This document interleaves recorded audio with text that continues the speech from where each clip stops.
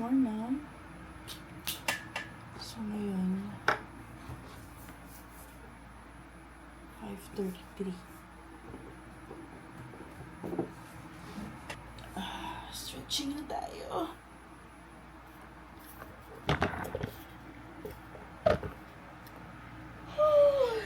Stretching tayo, guys.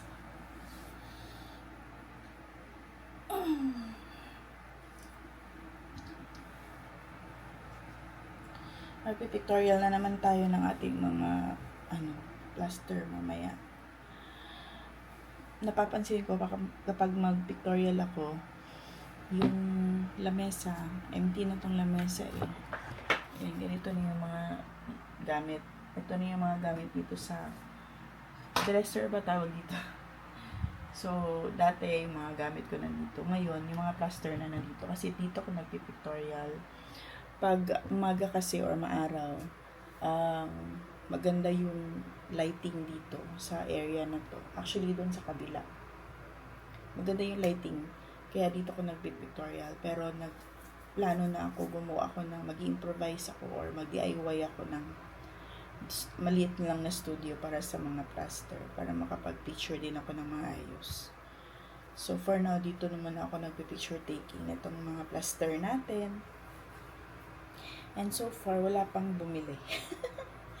So, okay lang yan. Exposure lang muna ang kailangan ng page natin para marami lang makaalam na nagbebenta ako ng mga ganito. So, just in case, meron silang mga naisipan or baka mahirapan sila magpili ng pangregalo para sa mga friends, makita nila itong page natin. So, at least, expose na tayo, diba?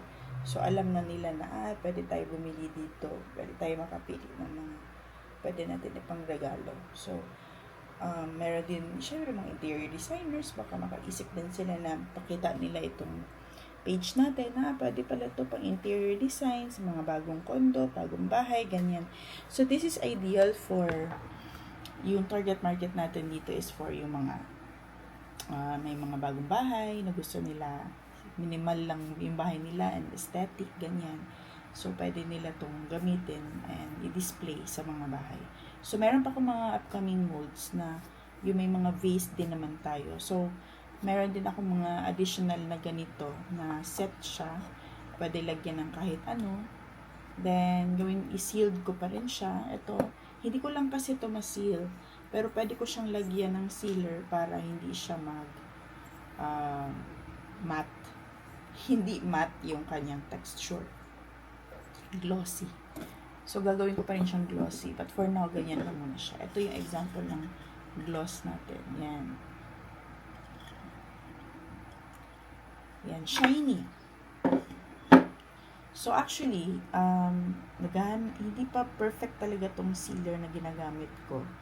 But I'm still gonna continue to use. Kasi for now, ito lang muna talaga yung magagamit ko na pang-gloss ng ating plaster. To make sure lang guys na hindi siya masisira in the long run, hindi mag-chip or mag-break in the long run. Kaya naglalagay talaga ako ng sealer for the meantime. I mean, ng sealer, pero hindi ko pa nakuha talaga yung perfect na sealer para dito. So yun, mag-yoga na tayo. And then, yun na nga, lalabas pala ako para bumili sana ng bigas. Kasi wala kaming bigas.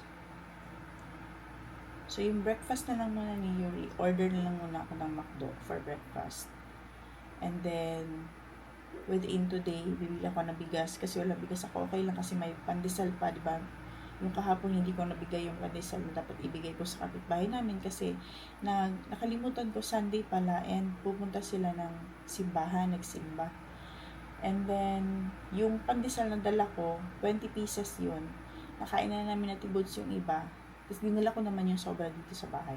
Kinain din namin ni Yuri kahapon, the whole day. Like, every time nagutumin kami, yun ang kainin namin. And then, ngayon, actually may naiwan pa. I think mga more than 5 pieces pa ang naiwan. Hindi ko na yung may bigay doon sa kapitbahay namin kasi syempre, bahaw na. So, yun na lang yung kakainin ko breakfast today. And then, si Yuri, order na lang ako ng pagkain online. Kasi, hindi ko feel lumabas ngayon para bumili ng bigas. Okay? Tsaka, with today din pala, baka maayos na yung sasakyan natin. Kasi, papacheck ko na sa mekaniko yung sasakyan. So, hopefully, magagamit na natin today. At, makabalik na naman ako sa routine ko na mag-drive, maghatid kay Yuri. Kasi, syempre, I really love driving, guys.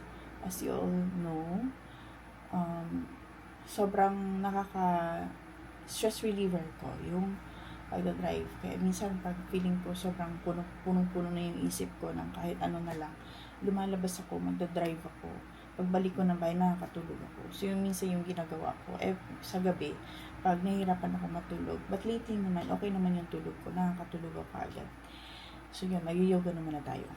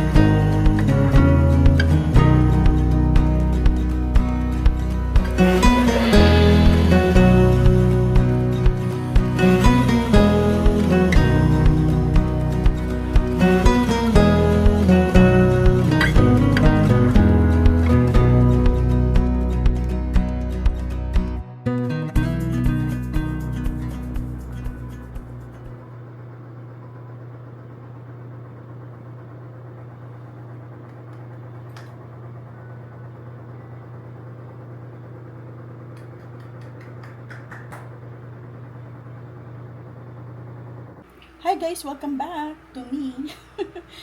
Tapos na ako naligo and tapos na rin ako naglinis sa labas. Actually, ako sa sahig, sa labas kasi sobrang baho na ihi ng aso. Kaya, nag-washing ako sa labas. Ngayon din kasi pupunta yung mag-aayos ng sasakyan. Tingnan niya kung ano yung sira and then we'll see kung kaya niyang pagalingin yung ating sasakyan para meron tayong magamit for our everyday use. And of course, if may mga puntahan tayo, madali na tayong makapunta, ganyan. So, hindi rin ako masyado lumalabas talaga for the past ilang weeks na rin. And then, kasi, syempre yung mga pagkain namin ni Yuri na kailangan namin is, meron naman sa kapitbahay, bibili kami sa kapitbahay, mag-order kami, ganyan. And then, kung magluto naman ako, may mga gulay naman sa kapitbahay din na binibenta. So, hindi ako masyadong lumalabas. Lalabas na siguro kapag mag-bonding with friends, or grocery talaga, or meron importanteng bilhin, or puntahan. Tapos, if hatid sundo si Yuri, ganyan. Yan lang yung mga labas-labas ko. Pero, since na sira kasi yung sasakyan for 2 weeks na, wala na rin ako masyadong, hindi na rin ako masyadong lumalabas. Hi guys! Pansin nyo, nakangiti ako. I'm so happy kasi okay na sasakyan. Minor lang yung inayos and di ako masyado nakagastos, which is woohoo! So I'm so happy I'm back on the road again. At ngayon ay papunta ako sa SM para bumili lang kailangan namin sa bahay, which is timing din. Talagang nagkataon din talaga na kailangan bumili ng kailangan namin kasi wala nang shampoo si Yuri, wala na siyang sabon. Yung ginagamit niya na shampoo akin, pati conditioner. Ngayon naman, ako naman na ang paubos na rin. So, bibili ako ng shampoo and conditioner namin dalawa. Actually, shampoo lang kay Yuri. And then, sabon din, panligo kasi wala na rin siyang ginagamit. So, tama-tama lang din naubos kanina. Sabi niya, Mi, kailangan ko na ng sabon. So, ngayon, papunta akong SM para bumili ng kailangan namin. At, tama-tama din, umuulan. Talagang bine-bless talaga itong sasakyan na to, which is I'm very thankful sa sasakyan na to, kahit second hand, kahit super tagal na nitong sasakyan na to. Grabe, very strong pa rin. Minor lang naman yung mga inayos, ganyan. So yun nga, natatakot lang talaga akong patakbuhin na. Pag napansin natin na may something wrong sa sasakyan, wag na natin patakbuhin muna. So ngayon, stress reliever ko kasi itong mag-drive, guys. Talagang gustong gusto ko mag-drive. Like, I'm so happy every time na nagda-drive ako, kahit saan ako pupunta, kahit anong gagawin ko, basta makapag-drive lang ako. Yun talaga yung ano ko, happiness ko talaga yan. So yun. Anyway, yun na nga kanina, after ko nag-yoga, nag-work ako, and then nag-apply ako ng trabaho, tapos meron akong isang in-applyan, hopefully sana matanggap, kasi part-time lang naman yun. So kailan kahit part-time lang, para naman maano ko yung time ko, para maging flexible yung oras ko. So tag 2 hours, 2 hours, tapos hanap na naman ako ibang client na 2 hours or 3 hours lang din, pero ibang time slot naman, para makapag-rest tayo in between sa mga clients na yan. So yun ang isip ko, ayoko yung straight 8 hours na nagtatrabaho ka, tapos same yung time mo hindi ka makapag-rest, hindi ka makanap or something. So yun ang hinahanap ko ngayon, which is meron tayong upcoming. So hopefully before December, we're back on track. Karoon tayo ng normal income na nakasanayan ko, na hopefully sana maging okay yung income ko before mag 2026. 2025 is very challenging for me kasi ang dami kong mga problem, ang daming mga challenges sa buhay, pero hindi pa naman tayo sumusuko, laban pa rin kahit ganyan. Tsaka in-enjoy ko na lang din every moment. Ayoko na magdrama, sa totoo lang. Every time na lang, dati nung bago lang ako nawala ng work, ay ng yung nabuwasan yung full time ko to part time, may umiiyak ako. Like, lagi akong umiiyak, napaka-dramatic ko. I mean, for me, parang na lang din yan ba, parang iniisip ko na lang din, drama-drama mo naman, kaya mo naman yan. So yan ang iniisip ko lagi, kaya natin to, 'di ba? Maging positive thinking lang, positive thinker lang talaga tayo. Huwag nating sukuan lahat yan, kasi pagsubok lang yan, and china-challenge lang tayo ng life, kasi hindi naman talaga all the time nasa taas ka, 'di ba? Hindi naman all the time nasa baba ka. So as long as meron kang ginagawa for yourself, ika-proud mo yun. I'm proud of myself, kasi mag-isa lang ako, 'di ba? Mag-isang nagpalaki kay Yuri, yung anak ko, pero despite of that, kinakaya ko talaga lahat. I always pray na lahat ng mga challenges kakayanin ko, and lahat naman siguro tayo dumadaan sa mga challenges sa buhay. Hindi natin maiiwasan yan, meron talaga yan. Gaya nito, traffic, 'di ba? Challenge 'yan, 'di ba? Challenge 'yan sa atin. Pero nakakalusot din naman tayo. Nakakarating naman tayo sa pupuntahan natin. Kaya laban lang. Pero diyan sa harap ko, talagang may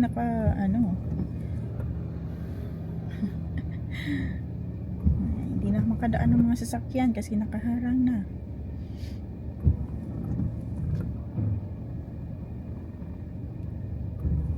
Yung plano ko din sana magpalinis ng sasakyan, pero ako na lang maglinis. Ako lang naman talaga naglilinis ng sasakyan namin. Minsan lang naman ako napapalinis talaga. So yan. And then after nitong SM, since umuulan, masusundo ko na si Yuri. Nag-worry ako lagi, guys, pag hindi ko siya mahatid tsaka masundo. Kaya every time na siya pupuntang school, talagang tinatanong ko siya, o mag-message ka kung nasa school ka na, kung saan ka na. Masyado akong kanang overprotective gani.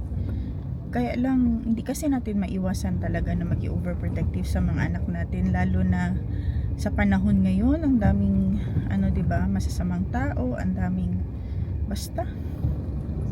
Ayoko na lang magsalita.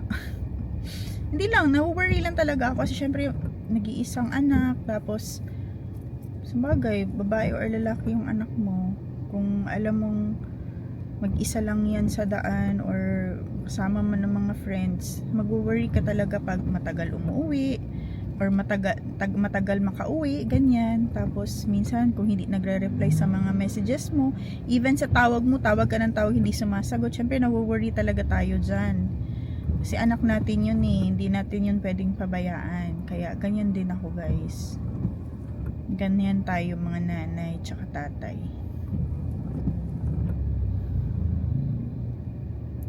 Traffic. Pero I'm happy kasi nandito na naman ako sa traffic, nandito naman ako sa daan, kahit traffic. Na-enjoy ko siya, happy ako. 'Di ba? So see you later, guys. Bye.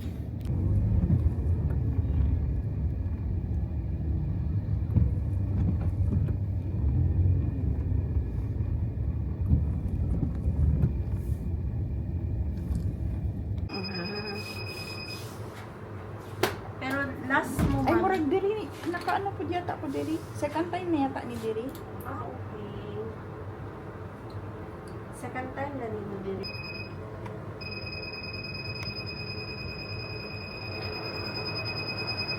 Mas less man gud ang pain pag hot box.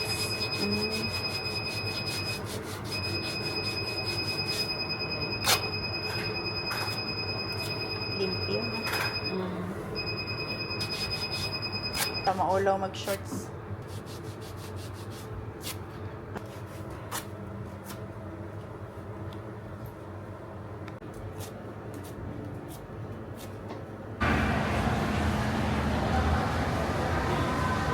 Mm.